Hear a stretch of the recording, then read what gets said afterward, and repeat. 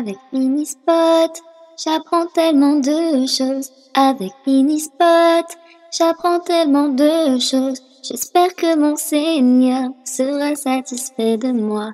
J'espère que mon Seigneur sera satisfait de moi. Alhamdulillah, Alhamdulillah, Alhamdulillah, Alhamdulillah. Que l'islam et mon iman soient de plus en plus forts. Afin d'être auprès d'Allah, voici le véritable trésor. Assalamu alaikum les enfants. Aujourd'hui, nous allons voir le pouvoir de la vérité. Ceci est spécialement l'histoire d'Abdelkader Gailani. Abdelkader Gailani, alors qu'il était encore enfant, il demanda la permission à sa mère afin d'aller apprendre la science à Bagdad. Sa mère lui dit « Oh mon fils, la lumière de mes yeux, je ne peux supporter ta séparation. Sans toi, que puis-je faire ?»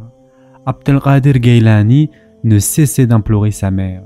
Celle-ci, ne supportant pas de le voir insister sur sa permission, lui donna finalement l'autorisation de partir. Elle lui remit le sac de 40 onces d'or que son père lui avait légué comme héritage en le liant à son habit. Puis elle dit à son fils « Bon voyage, peut-être que nous n'aurons plus l'occasion de nous revoir car lorsqu'on part en voyage, il y a la probabilité de ne plus revenir ou de ne pas retrouver ses siens à son retour. » Telle est donc ma recommandation en tant que mère. Si tu veux que je pardonne tout, ne mens jamais, ne délaisse jamais la vérité. Allah assiste toujours les véridiques en toutes circonstances. Abdelkader Gailani rejoignit une caravane qui allait en direction de Bagdad.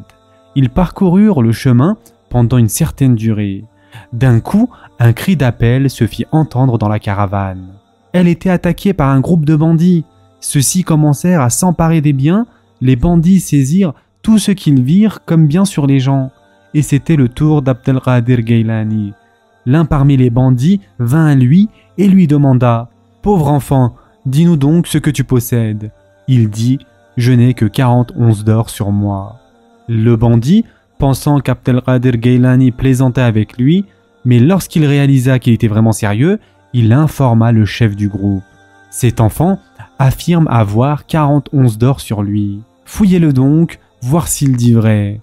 Les bandits le fouillèrent, trouvèrent les 40 onces d'or sur lui et les donnèrent à leur chef.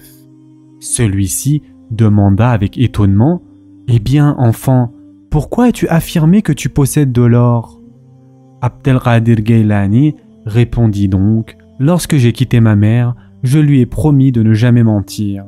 Vais-je donc faillir à ma promesse à cause de 40 onces d'or » Lorsque le chef des bandits entendit ces paroles, ses yeux furent bondés de larmes. Il pensait à tous les méfaits qu'il avait commis jusque-là et s'en voulait de voir qu'il ne s'était jamais orienté vers Allah, ne serait-ce qu'un seul jour. Il regretta amèrement tout ce qu'il avait fait de mal jusqu'à ce jour. Et en se frappant la tête avec grand regret, il dit « Hélas, malheur à moi, j'avais promis à Allah que je me soumettrais à lui, mais depuis très longtemps, je n'ai pas respecté ma promesse, car je ne fais que suivre les traces du diable.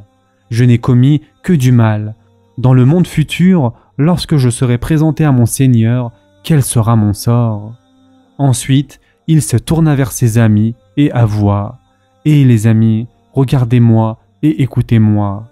Avec un regret venant du tréfond de mon cœur, je me repens pour tous mes péchés et délaisse à jamais le banditisme.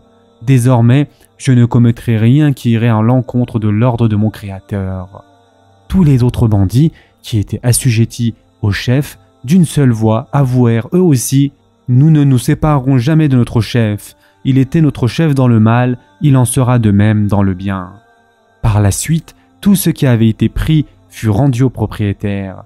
Tous les bandits avaient été influencés par la conduite exemplaire du petit Abdelkader Gailani, au point qu'ils se repentirent. Et Abdelkader Gailani poursuivit son chemin avec la caravane et parvint à Bagdad. Les chers enfants, notre bien-aimé prophète, sallallahu alayhi wa sallam, a dit « L'hypocrite est reconnaissable à travers ces 3 signes. Lorsqu'il parle, il ment. Lorsqu'il promet, il ne tient pas sa promesse. Lorsqu'on lui confie un dépôt, il le trahit. Et ce hadith a été rapporté par Al-Bukhari. Ce sera tout pour aujourd'hui. N'oubliez pas de vous abonner et d'activer les notifications afin de ne rien rater. À très vite les enfants pour le prochain épisode.